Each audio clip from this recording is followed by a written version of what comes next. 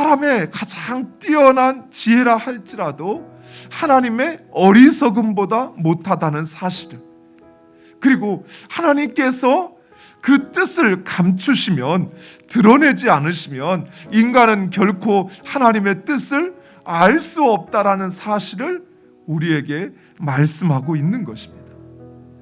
무엇보다도 하나님은 하나님의 뜻을 하나님의 영을 통해서만 말씀하십니다. 알게 하시는 것입니다.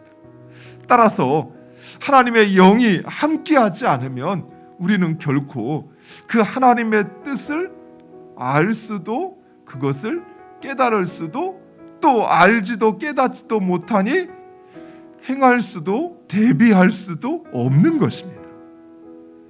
그리고 우리가 이제 살펴보았던 것처럼 하나님의 영이 함께하는 사람, 그 사람은 바로 순종의 사람이요, 겸손의 사람이요, 회개의 사람입니다.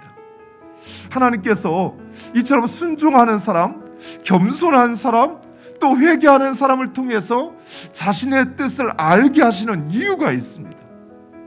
그것은 바로 그 사람만이 하나님의 뜻을 온전히 드러내기 때문입니다.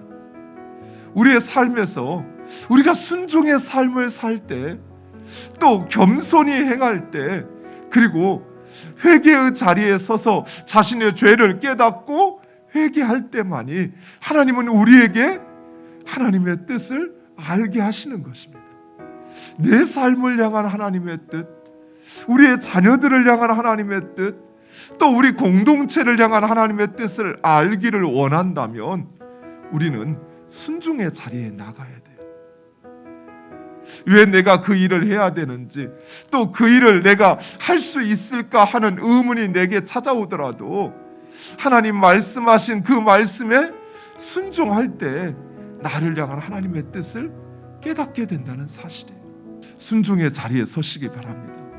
할 수만 있으면 겸손한 자리, 자신을 낮추셔도 괜찮아요. 그러면 하나님께서 올리셔요.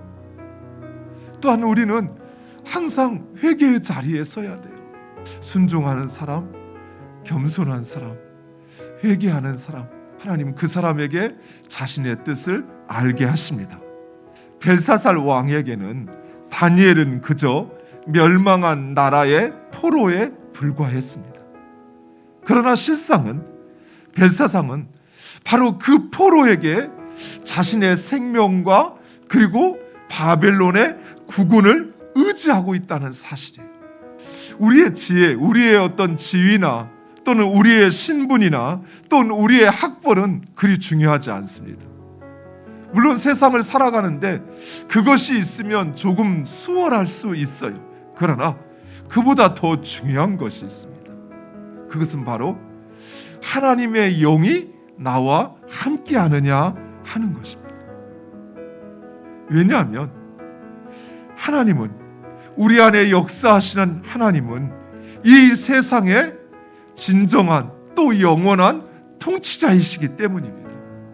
그래서 하나님이 함께하는 사람, 그 사람은 비록 멸망한 나라의 포로라 할지라도 그가 비록 역사의 주인공이 된다는 사실이에요. 하나님은 바로 그 사람을 통해서 역사를 이어간다는 것입니다. 이제 우리가 계속 살펴보겠지만 바벨론은 벨사살 왕으로 말미암아 멸망하게 됩니다. 그리고 이어서 메대 제국이 세워지고 그리고 페르시아 제국이 이어서 세워지게 됩니다. 제국들은 일어나고 망하고 일어나고 망하고 사라지는 것을 반복하는데, 그러나 그 모든 제국들을 관통하는 사람이 있습니다. 바로 다니엘이에요. 이 말은 하나님은 다니엘을 통해서 역사를 끌어가고 있다는 사실이에요. 하나님은 오늘도 순종의 사람, 겸손의 사람, 회개의 사람을 찾으십니다. 그리고 그를 통해서 세상 역사를 주장하시며 그를 통하여 하나님의 뜻을 이루어 가십니다. 여러분이 바로 그 사람, 하나님의 영이 함께하는 사람이 되시기를 간절히 축원드립니다. 그래서 이 세상 역사의 주인공, 또 하나님께 쓰임받는 여러분 되시기를 간절히 축원드립니다.